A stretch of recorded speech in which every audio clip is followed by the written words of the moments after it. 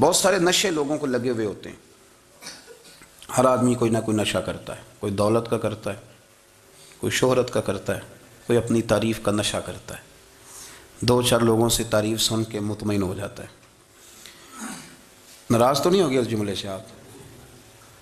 کرتے ہیں لوگ دولت کا نشہ بھی. یہ جب نقصان ہوتا ہے تو بندے بیمار نہیں ہو جاتے؟ پیسے ڈوب جاتے ہیں تو لوگ بیمار نہیں ہو جاتے؟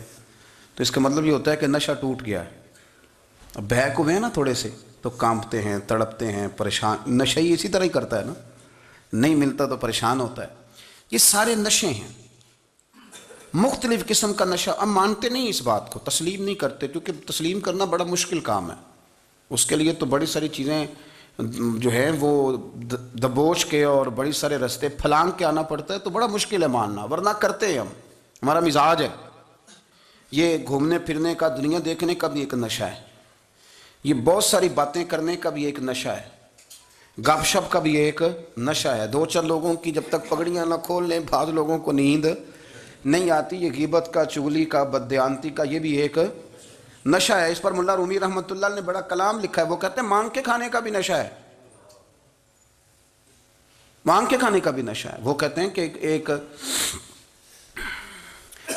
بھیک مانگنے والی خاتون تھی, تو بادشاہ کے پاس بھیک مانگنے آئی, تو بادشاہ کو پسند آ گئی, اس نے شادی کر لی. اب اس کو عادت تھی بھیک مانگ کے کھانے کی, تو وہ کنیزوں سے کہا کرتی تھی کہ فٹافٹ نہ روٹی لے کے آیا کرو, میں 2-3 دفعہ مانگوں تو پھر لایا کرو. کیونکہ ایک نشہ ہے نا, تو میں مانگوں 2-4 دفعہ تو پھر. تو انسان بہت سارے نشے کرتا ہے, یہ مانتا نہیں. یہ موبائل, یہ فیس بک, یہ سارے نشے ہی ہیں. اپنی فوٹو لگا لینا, سارا دن اسی کو دیکھتے رہنا. اور بڑے بڑے سیانے بندے جو وزادار ہیں, بڑے وزادار لوگ ہیں, لیکن وہ بھی سنجیدگی کے قائل نہیں, اس طرح کے نشوں کا شکار ہیں. یہ سارے نشے ہیں جو ہم نے پال لیے ہیں. ہمارے صوفیاء, ہمارے بزرگ فرماتے ہیں کہ تم اس طرح کرو, اگر سارے نشوں سے بچنا چاہتے ہو تو سجدے کا نشہ شروع کرو. سجدے کا نشہ شروع کرو. یہ نا اقبال کہتے ہیں, عطار ہو, رومی ہو, رازی. آپ بات کو سمجھیں, عطار ہو, رومی ہو, رازی ہو, غزالی ہو, کچھ ہاتھ نہیں آتا بے آہ سحر گاہی. کہتے ہیں بہت بڑا صوفی ہو جیسے فرید الدین عطار تھے, بہت بڑا تصوف کا امام ہو جیسے امام غزالی تھے, بہت بڑا تفسیر کا استاد ہو جیسے امام رازی ہو. عطار ہو, رومی ہو, رازی ہو, غزالی ہو, پر کچھ ہاتھ نہیں آتا بے آہ سحر گاہی. اگر سویرے اٹھ کے روتا نہیں نا اللہ کی بارگاہ میں, اگر تہجد نہیں نہ پڑھتا, تو کچھ ہاتھ نہیں آتا بے آہ سحر گاہی. پھر اس کو کوئی چیز نصیب. میری بات کی سمجھ آ رہی ہے آپ حضرات؟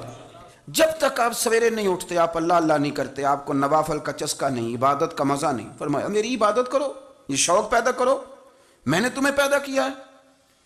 ہم لوگوں کے نشے, مختلف نشے, بڑا عجیب رنگ ہے. محفل کی صدارت کرنے والے بڑے پیر صاحب, بڑے القابات, او بیچ میں سے بندہ تلاش کرنے سے بھی نہیں مل رہا, اتنے بڑے لقب ہیں اس کے. لیکن وہ سج سنور کے 2.5 گھنٹے بیٹھا رہا محفل میں, اور نماز کا وقت آیا تو اس نے مختصر سی پڑھی, وہ نکل گیا. وہ ہلکے سے سجدے کیے. اتنا بڑا عشق رسول, نعت کا, ہو کیا بات ہے. اور عشق رسول کا بہت بڑا پیغامبر, بہت بڑا مبلغ, اور بیچارہ سمجھ ہی نہیں سکا کہ اللہ کے رسول نے فرمایا تو نماز پڑھ, میری آنکھیں ٹھنڈی ہو جائیں گی. تو یہ نشے کے عادی تو ہیں, پر حقیقت کے قائل نہیں ہیں.